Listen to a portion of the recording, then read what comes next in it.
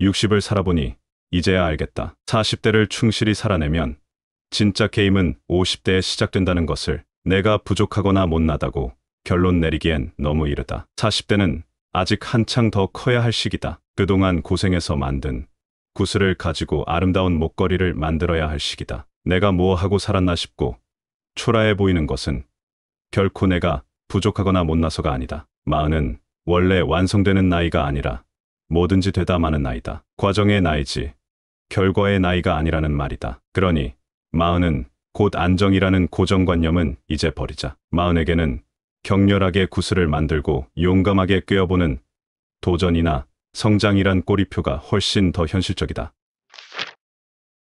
아무리 바빠도 하루에 30분씩은 나를 만나는 시간을 가져야 한다. 그래야 내가 무엇을 원하는지, 내가 무엇을 잘하고 못하는지, 나의 안쓰러운 점은 무엇인지 발견할 수 있다. 어린 시절 선생님과 부모님이 찾아주었던 나의 가능성을 이제는 내가 발견해야 한다. 또한 나의 아픔도 스스로 치유해야 한다. 이것이 독립된 어른으로서 존엄 있게 살아가는 삶이다. 지금의 삶이 더 이상 가슴 뛰지 않는다면, 팍팍한 현실에 지쳐가고 있다면 10년 후를 기대하면서 버킷리스트를 써보자. 아직 다가오지 않은 미래의 시간이 희망이 되는가, 두려움이 되는가는 조그마한 메모지에 적은 한 줄짜리 소망에 달려있다.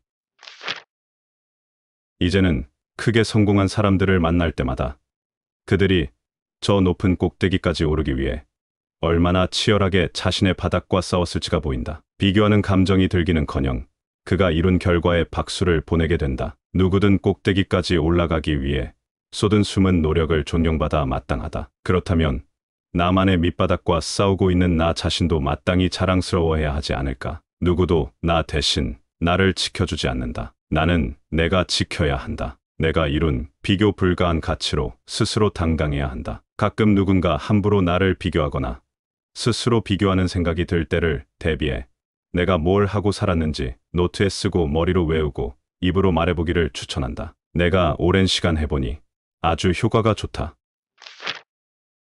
투자하지 않는데 성장하는 사람은 없다. 책상이 생기면 공부 시간을 내기도 더 쉬워진다. 책상이 있어야 책상 앞에 앉을 시간을 만들지 않겠는가. 새벽이든 밤이든 집중이 잘 되는 시간을 택해서 책상 앞에 앉아 있는 루틴을 만들자. 40 이후에 인간관계가 줄어드는 이들은 사람에게 게으른 경우가 많다. 오랜 친구에게도 연락을 안 하고 새로운 친구를 사귀는데도 소극적이다. 이 나이에 새로운 친구를 만드는 건 어렵다고 지레 결론 내린다. 그러나 품격 있고 좋은 사람들은 나이를 가리지 않는다. 사람에 대해서는 끝까지 가능성을 열어놓고 애를 써야 한다. 결국 사람에게 부지런한 이들이 주변에 좋은 사람들을 두고 안정감 있고 성숙한 인생을 살아간다. 나도 안다. 나이가 들면 세상에서 제일 두려운 게 자신이 속한 곳에서 꼴찌가 되는 것이다. 어디서 꼴찌를 한 지가 너무 오래되어서다. 그런데 이 상황을 못 견디는 사람은 동네 헬스클럽에서 운동도 못 배운다. 아이들에게는 반장을 하라고 그렇게 등을 떠밀면서 부모인 자신은 새로운 집단에 들어가지도 못하고 새로운 사람들을 만나지도 못하면 그게 어른인가? 인생 경험이 많지 않은 30대까지는 이런 이치가 잘 와닿지 않는다. 평생 지금처럼 살 것 같은 착각에 자꾸 빠지기 때문이다. 그러나 인생의 희노애락이 본격적으로 몰아치는 시기는 40대부터다. 그때부터 본격적으로 망하고 아이들이 제대로 사고를 치고 부부 사이가 틀어지고 부모님이 아프기 시작한다. 아직 인생의 전반전도 끝나지 않았는데 본 게임에 들어가기도 전에 서로의 대차대조표를 보면서 비교하는 게 큰 의미가 없다는 얘기다. 비교는 상처의 힌트 같은 것이다. 남이 살짝 던진 힌트를 가지고 나에게 상처를 입히는 사람은 바로 나 자신이다. 남이 주는 상처보다 내가 스스로 내는 상처가 훨씬 더 아픈 법이다.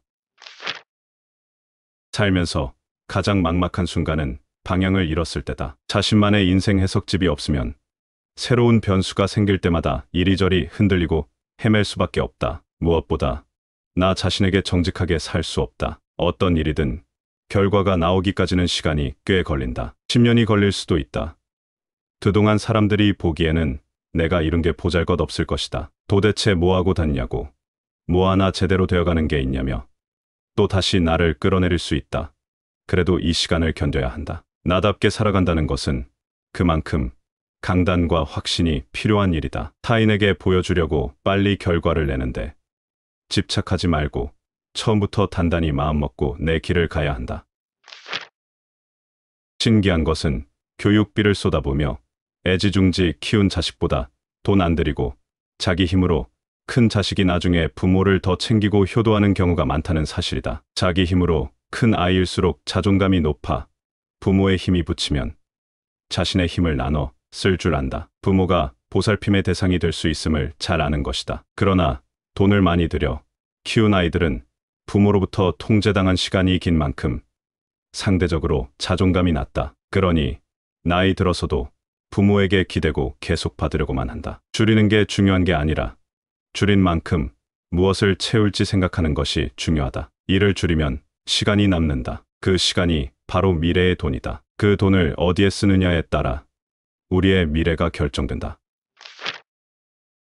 60을 살아보니 이제야 알겠다. 40대를 충실히 살아내면 진짜 게임은 50대에 시작된다는 것을. 내가 부족하거나 못나다고 결론 내리기엔 너무 이르다. 40대는 아직 한창 더 커야 할 시기다. 그동안 고생해서 만든 구슬을 가지고 아름다운 목걸이를 만들어야 할 시기다. 내가 뭐 하고 살았나 싶고 초라해 보이는 것은 결코 내가 부족하거나 못나서가 아니다. 40은 원래 완성되는 나이가 아니라 뭐든지 되다 마는 나이다. 과정의 나이지 결과의 나이가 아니라는 말이다. 그러니 40은 곧 안정이라는 고정관념은 이제 버리자. 40에게는 격렬하게 구슬을 만들고 용감하게 꿰어보는 도전이나 성장이란 꼬리표가 훨씬 더 현실적이다.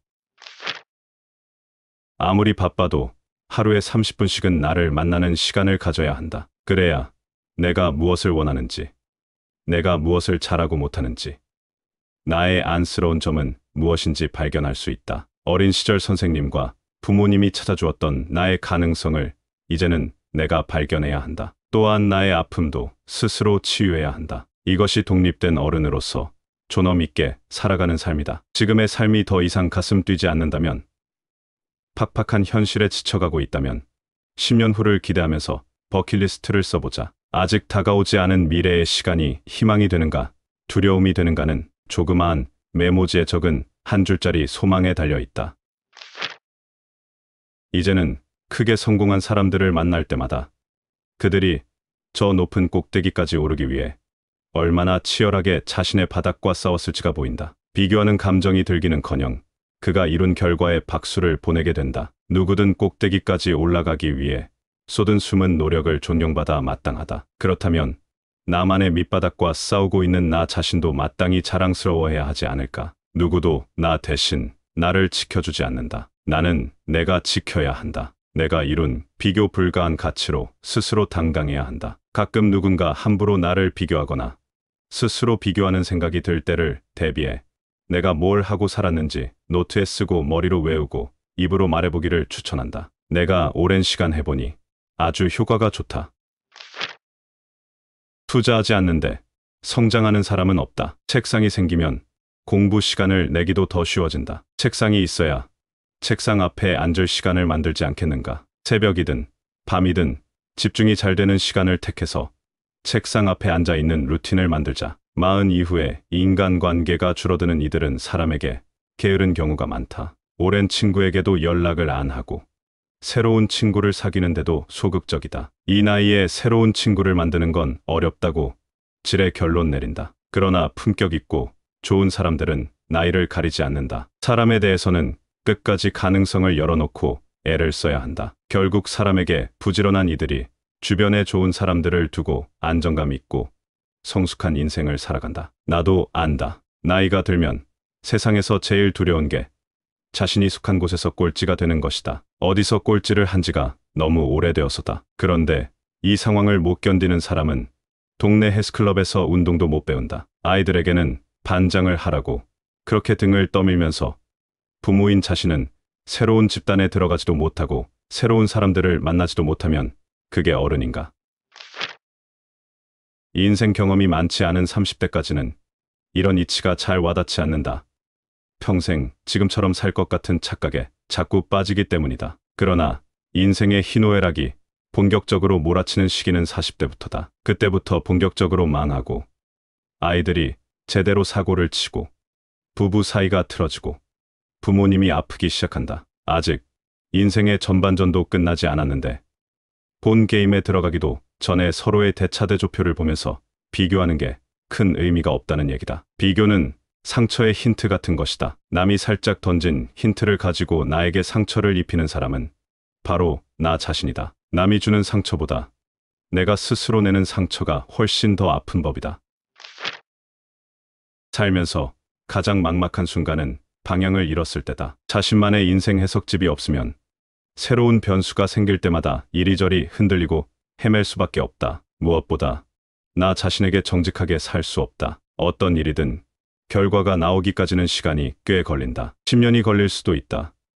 그동안 사람들이 보기에는 내가 이룬 게 보잘것없을 것이다. 도대체 뭐하고 다니냐고, 뭐 하나 제대로 되어가는 게 있냐며 또 다시 나를 끌어내릴 수 있다. 그래도 이 시간을 견뎌야 한다. 나답게 살아간다는 것은 그만큼 강단과 확신이 필요한 일이다. 타인에게 보여주려고 빨리 결과를 내는데 집착하지 말고 처음부터 단단히 마음먹고 내 길을 가야 한다. 신기한 것은 교육비를 쏟아부으며 애지중지 키운 자식보다 돈 안 들이고 자기 힘으로 큰 자식이 나중에 부모를 더 챙기고 효도하는 경우가 많다는 사실이다. 자기 힘으로 큰 아이일수록 자존감이 높아 부모의 힘이 붙이면 자신의 힘을 나눠 쓸 줄 안다. 부모가 보살핌의 대상이 될 수 있음을 잘 아는 것이다. 그러나 돈을 많이 들여 키운 아이들은 부모로부터 통제당한 시간이 긴 만큼 상대적으로 자존감이 낮다. 그러니 나이 들어서도 부모에게 기대고 계속 받으려고만 한다. 줄이는 게 중요한 게 아니라 줄인 만큼 무엇을 채울지 생각하는 것이 중요하다. 일을 줄이면 시간이 남는다. 그 시간이 바로 미래의 돈이다. 그 돈을 어디에 쓰느냐에 따라 우리의 미래가 결정된다.